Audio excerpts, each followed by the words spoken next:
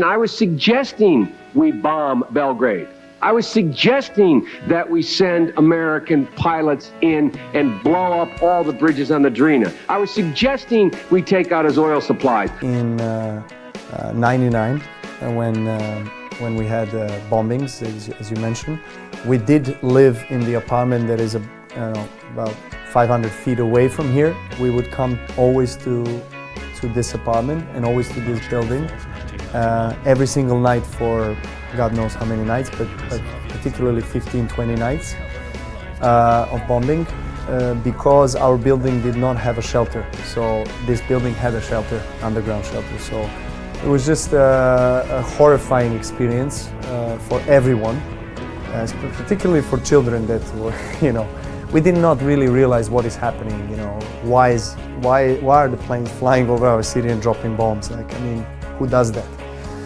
You have probably the only three people in Washington here who think we should go straight to Belgrade and arrest Milosevic. But let's not kid each other. We're the only three people.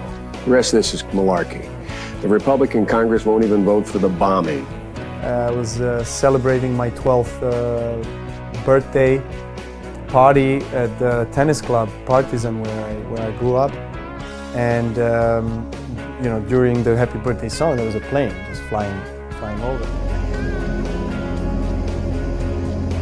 I can't really comprehend how horrifying and scary that experience is and how helpless you are. You are here on the ground and someone is flying over and just dropping bomb in a second and just disappearing. The NATO forces won't even go along with the idea of ground troops. And whether or not the president will or will not is not relevant. The question, seems to me, is what is the definition of victory? We sat in this program before. The definition of victory was all the troops out of Kosovo, the Albanians back in Kosovo, and a NATO-led force in Kosovo.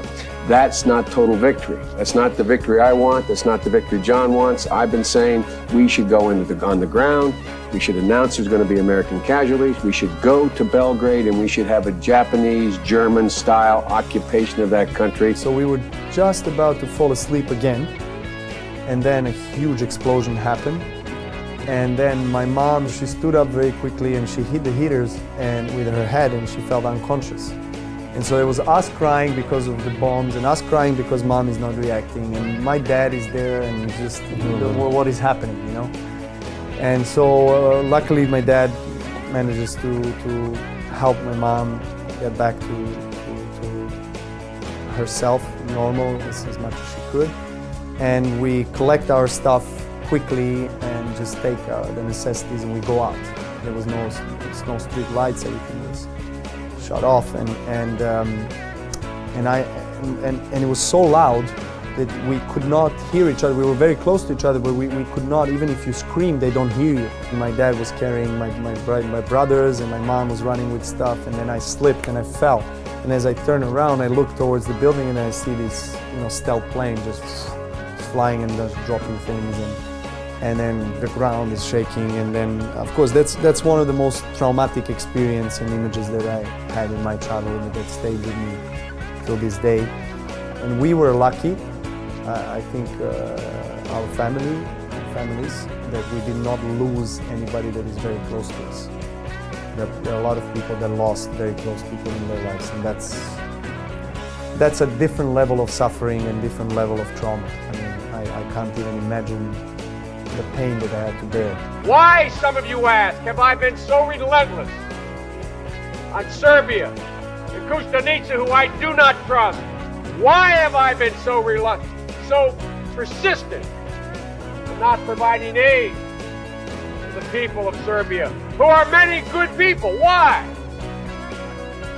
Because until they look in their hearts, they can never cure themselves of the disease that they are the oppressed. And as long as they operate on that standard, this cycle will continue and continue and continue. That's why, not for vengeance, but for release, that it's necessary for them to look the devil in the eye